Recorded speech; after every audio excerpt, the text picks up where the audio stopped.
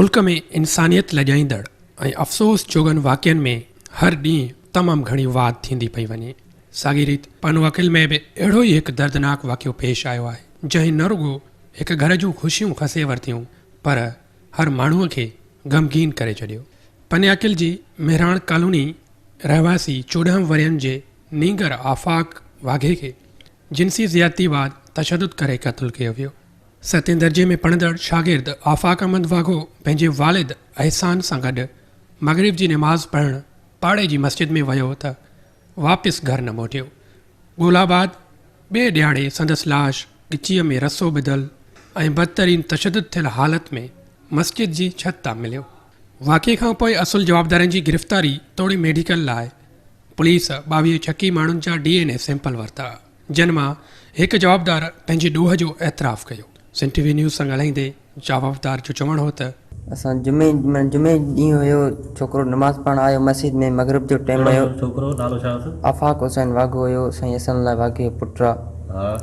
उहो जुमे ॾींहुं नमाज़ पढ़णु आयो, मग़रिब ते जीअं जो नमाज़ पढ़ी मग़रिब ते उहो माना मथे वियो, तीअं माना मां पोयां वियोमांसि कढ उते असां हा मथे पाण वियो। जीअं मथे वियो तीअं मां पोयां वियोमांसि, हुन ग़लति कम लाइ चयो त हुन चयो सही आहे। जीअं जो उते असां माना इहो ग़लति कमु कयोसीं त उते माना असां विड़ी पियासीं पाण में। विड़ी छो पियो? उते माना विड़ी पियासीं, उन ई मां फाड़ियमि, उन ते माना असां पाण में जो विड़ी पियासीं त माना उन सिर खईं मूंखे हईं, सुतो पियो उन सिर जीअं खईं मूंखे हईं त उनखे माना वापसी हिते लॻी। उन में असां वरी उते माना घणो उहो विड़ी पियासीं, जंहिंमें हिते निशान आया आहिनि, हिते बि हिते निशान आया आहिनि। उनखां बाद में उहो जीअं उते सुतो पियो तीअं मां उते रसो पियो हिकिड़ो जेको तांग में कमी सर उन ग़लति कमनि लाइ माना सर फाड़ी ॾे त उन ते विड़ी पियासीं। माना असां माना तव्हां सां गॾु ॿियो केरो? सर मां ई आहियां। तव्हां चओ था न असां माना सर असां पंहिंजी ॿोलीअ में असां पंहिंजे पाण चवंदा। अच्छा हा, उन ते विड़ी पियासीं, उते रसो पियो, उहो उनखे मां ॻिची में जीअं रसो ॿधमि तीअं रसो ॿधी करे ॻंढि ॾेई करे हेठि हलिया आयासीं। हेठि हलिया आयो? हा। सिर जेको त उनखे तव्हां हईं रत वहियसि पई? सिर माना उन खणी करे असांखे हईं, जीअं जो असांखे हयईं त माना उहा सिर उते सुतो पियो हईं या उते सुतो पियो, उहा उते सुतो पियो, सुते आहिनि मां खणी असांखे जो हयईं त माना असांखे न लॻी, उहा सिर वञी उनखे लॻी। अच्छा सर उनखे मारियो त इन करे जो माना असां ग़लति कमु कयोसीं, असां चयो त वञी वेंदो घर ॿुधाईंदो पंहिंजे माउ पीउ खे, माना उन ते जहिड़ो थींदो उन ते माना उनखे मारियोसीं। तव्हांखे हिन पंहिंजे अमल ते पछतावा आहे? हा, हिन अमल ते ॾाढो पछतावा। ॿिए पासे अहिड़े दर्दनाक वाक़िए बाबति मक़तूल नीगर जे वारसनि संदसि तॾे ते आयल सियासी समाजी अॻवाननि तोड़े पुलिस सिंध TV न्यूज़ खे पंहिंजो मौक़िफ़ ॾींदे चयो त पोइ मूं वञी थाणे ते NC कटाई 9:15 9:30 वॻे, त थाणे जो असां वटि रूटीन आहे बस जस्ट फॉर इंफॉर्मेशन। हालांकि पुलिस जो कमु आहे न इंटरव्यू इन्वेस्टिगेशन में, हुनखे तस्वीर ॾेखारे मुंहिंजो राति खां वठी घुम आहे बसि ठीकु आहे साईं, इतला थी वियो, अलाह मालिक आहे। हिकिड़ो तालिब आहे चए थो उस्ताद सॾे थो साईं, जॾहिं उते पहुतमि चयो साईं अञा मथे हलिणो आहे। जॾहिं हिननि मूंखे छित जो चयो मुंहिंजे तरफ़ त नज़र बि छॾे वई,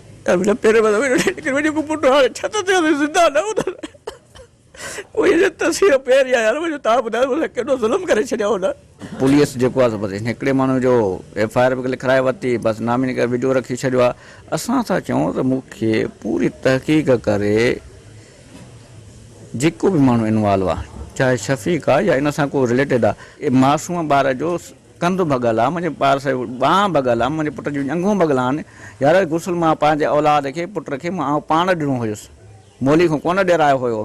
तव्हांखे मां ॾेखारियां जेका वीडियो इजाज़त हुजे त पोइ मां मीडिया वारनि खां पुछां त छा हीअ हिकिड़े माण्हू जो कमु आहे। असांजो इहो आहे त हिनखे जल्द खां जल्द सज़ा अचणु खपे। इहे केस कोर्टुनि में 14 ॾींहं रिमांड, वरी 15 ॾींहं ॿियो रिमांड, 90 ॾींहं रिमांड, रिज़ल्ट निल। रिमांड छॾियो, एतिरा कयो अथनि पाण कयो त पहिरियों त हिनखे लटकायो, पोइ तव्हां फर्दर इन्वेस्टिगेशन कंदा रहो। हे हिकु क़तल न आहे, हे ईअं सम्झो ॼण 3 क़तल हुन कया। हिकु अलाह ताला जे घर जी बेहरमती, ॿियो हुन सां उते ज़्यादती कई वई आहे, ऐं टियों उन खे उते बेदर्दी सां क़तल कयो वियो आहे। ऐं हीउ हिकु माण्हू जो कमु न आहे, इन में ज़रूरु 2 या 3 माण्हू मुलविस आहिनि टोटल जंहिं इहो कमु कयो आहे। तमामु सख़्तु सज़ा अचणु घुरिजे त जीअं अहिड़ा क़िस्म वाक़िआ न थियनि, जंहिं मुंहिंजे भाउ मूंखे अहिड़े क़िस्म सां कयो आहे वरिता। मूंखां नंढो हुयो माना। जी जी जी जी नंढो हुयो जी, तव्हां खां बि नंढो हुयो जी। उन सां तव्हां हुनखे शफ़ीक़ सां ॾिसंदा हुयो, जवाबदार सां जो हुन सां जॾहिं गॾु तव्हां झलंदा हुयसि? जी असां चवंदासीं। अच्छा तव्हां हाणे ॿियनि ॿारनि जे लाइ छा चवंदो त कंहिंसां बि मेल जो रखनि न रखनि न रखनि नुक़सानु थिए थो हिनजो। जी हिकिड़ो छोकिरो पकड़ियो वियो आहे ऐं वर्षा जे चवण सां इन्वेस्टिगेशन बि तेज़ कई आहे ऐं इंतिज़ामिया सां बि ॻाल्हायो आहे की जेके ॿिया जेके मुलविस आहिनि त हुनखे बि जल्दी अरेस्ट कयो वञे। त इन अहिड़े क़िस्म जे वाक़िअनि खे रोकथाम जे लाइ तव्हांजे तरफ़ां या हुकूमती सतह ते तव्हांखे इहो ख़बर आहे कि रेज़ोल्यूशन्स बि असां वटि पास थियल आहिनि, ज़ाती वारा अमल वारा सभु ख़बर आहिनि। त पाकिस्तान पीपुल्स पार्टी हिननि शइ खे कंडम थी करे ऐं अलहमदिल्ला असां हिन शइ खे वरदासीं ऐं वरदाईंदासीं। मालिकनि जो चवणु या हालात जेके ॿुधाइनि था पिया त इहो हिकिड़े माण्हू जो कमु न आहे ऐं तक़रीबन 2-3 माण्हू मुलविस थी सघनि था, त पुलिस जो कमु आहे त इन्वेस्टिगेट करे बाक़ी जवाबदारनि खे बि वाइको करे। इन क्राइम सीन जीअं आहे चेन सां मिली आहे हुन इन शइ जो इतफ़ाक़ कयो आहे। In spite of all that असां मोर देन 20+ जा DNA सैंपल्स बि उन में मोस्ट सस्पिशियस कुझु पर्सन्स बि आहिनि मोकिलिया आहिनि लियाकत यूनिवर्सिटी। उते वधीक क्लियर थी वेंदो त हिन में आया ॿियो कहिड़ो फैक्टर आहे, DNA कंहिंजी मैच थिए थी नथी थिए। इन्वेस्टिगेशन जेका आहे टेररिस्ट कोर्ट में केस हले थो 90 डेज़ असां वटि आहिनि। इहा शइ हिते ख़तमु नथी थिए हुन जे बयान सां त मां हीअं कयो मां हीअं कयो। हर एंगल खां असां इन केस जी इन्वेस्टिगेट कंदासीं त आया इन में को ॿियो माण्हू शामिल आहे या नाहे। जे नाहे त कहिड़े तरीक़े सां हिन कयो, जे आहे त केर बि हुजे केतिरो बि बाअसर हुजे उनखे कानून जे कटड़े में आणे केस जी हमेशह लाइ पोयारी करे सख़्त खां सख़्त जेका आहे सज़ा ॾियारींदासीं। तकिड़ो इंसाफ़ न मिलणु तोड़े आम आवाम में अहिड़नि वाक़िअनि जी रोकथाम लाइ सुजागी पैदा न करण सबबि रोज़ानो सिंध में अहिड़ा ॾुखोईंदड़ वाक़िआ पेश अचनि पिया जंहिंसां मासूम ॿारड़ा हिन मुआशिरे में ग़ैर महफ़ूज़ थींदा पिया वञनि। ज़रूरत इन ॻाल्हि जी आहे त मक़तूल आफ़ाक़ वाघे जे क़त्ल में घण रुखी जांच करे संदसि ॾुखियल वालदेन खे इंसाफ़ फ़राहम कयो वञे।